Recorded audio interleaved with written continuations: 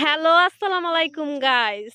সবাই কেমন আছেন? আশা করি ঈদের উপলক্ষে সবাই ভালো আছেন। আমরাও এখানে আসছি জুবাইদা, আরবিতা, আলাইনা, মৃদুলা সবাইকে নিয়ে ওদের নানু বাসায় ঘুরতে আসছি। তো তোমরা বলো হ্যালো গাইস সবাই। তোমাদের সবাইকে ঈদ মোবারক। হ্যাঁ, ঈদ মোবারক। তারপরে এই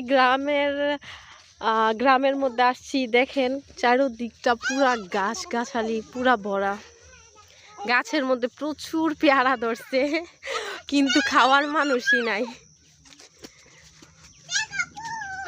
এই তো দেখেন, বুঝতে পারতাছি না ক্যামেরার মধ্যে কি ভালো করে বোঝা যাইতেছে কিনা।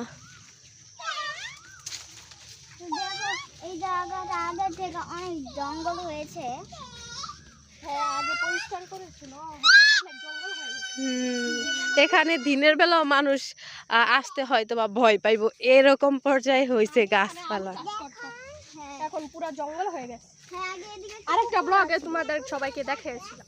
ওখানে যাও না, আমরা ওখানে ওদিকে যাইও না, ওখানে কিছু নাই, ওখানে খালি রাস্তাই।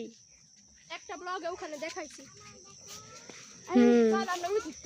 ঈদের ছুটির মধ্যে সবাই গ্রামে অনেক পছন্দ করে আসা, যে গ্রামে যাব বা গ্রামে কিছু, কিন্তু আসলে গ্রাম্য পরিবেশ এত সুন্দর, মানে বলার বাইরে। তোমরা ঝগড়া লাগতেছো কেন? সব পোলা পাইন একসাথে আজকে।